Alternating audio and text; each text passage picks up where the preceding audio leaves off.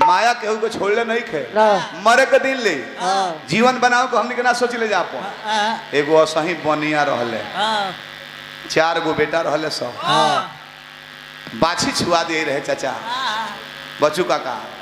बाछी छुआ दे रहे तुलसी जी के डोल डलात रहे मुंह में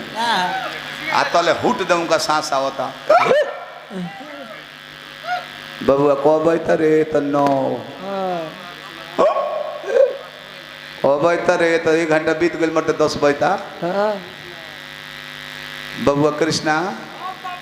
यही जो बड़ो तू हन के तू तो हटले रहो सुमित का हल्ला कलवर मर दे दवाई खा जल्दी पिंटू बबुआ यही जो बड़ा लोन के तहने के माई यही जो बिया देखी उनका माया क्वेश्चन बा मरत तारे उजान तारे की मरता नहीं माया के बाजार देखी रे जब चारू यही जब बड़ा सो तोर माइयो यही जब बिया तो किराना के दुकानिया कौन खोले बरे गह की लौटत होई है आओ मुवत तारे बाकी उनका टेंशन बाकी गह की लौटस मत ना तो घाटा लग जेले कोन ई कितना माया हर राम अच्छा रहुआ गाँव और यो पुरनिया लो मोल हुई हमरो बाप मोल है बहुत लोग गाँव मुएला लेकिन माया का बाजार बाकी ना एगो गिरहस्थ परिवार के चाचा मुँहता रहे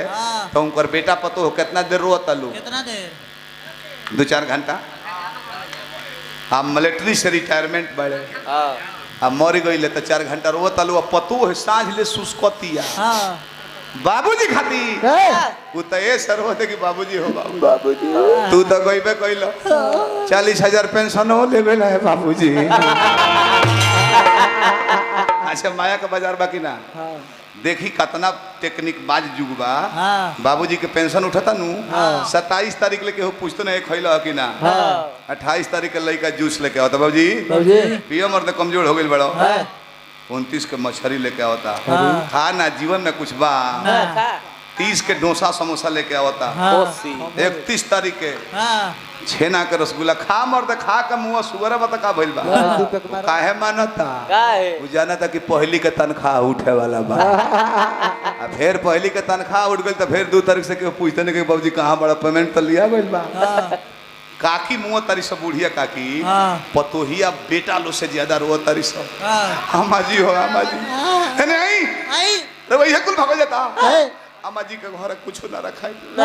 अम्मा जी का साड़ी है फेंक दीजिए साथ चला जाए फेंक दिया अम्मा जी का 2 गो गुदरा है फेंक दीजिए फेंक दिया 5 जोड़ी चप्पल है फेंक दीजिए फेंक दिया अम्मा जी का खटिया है फेंक दीजिए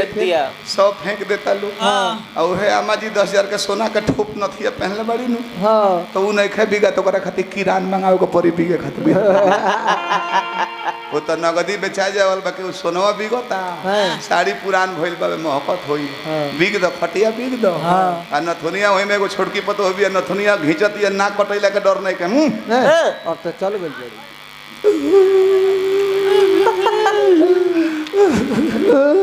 आय औरतन के रोवाला में हम देखले बनी मर्द रोइलो त आंख पोछे लालो आय औरत मर्द 2 जगह से रोवेलो औरत 4 जगह से रोवेलो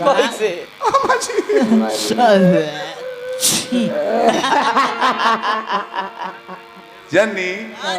आ वही में कोनो दूसर दिन देख ले रे आमा जी के 10,000 के गहना ल नाकी में आ छोटकी ते ही ले छोटकी पतो कहते चुप रहो हीरा दहाई जब कोयला पर छापा आमा जी चल गली तरह सोना के ठोक लो पता हम तो ऐसे ले लेने हैं कि एक दिन गोड़ दाबत तो आमा जी कहने की सुनते रे छोटकी बड़ी सेवा कोइले बड़ी नकिया में के गहनवा ते ही ले ली है न तो हमरा आत्मा के शांति ना मिली हम आत्मा के शांति न मनाओ तो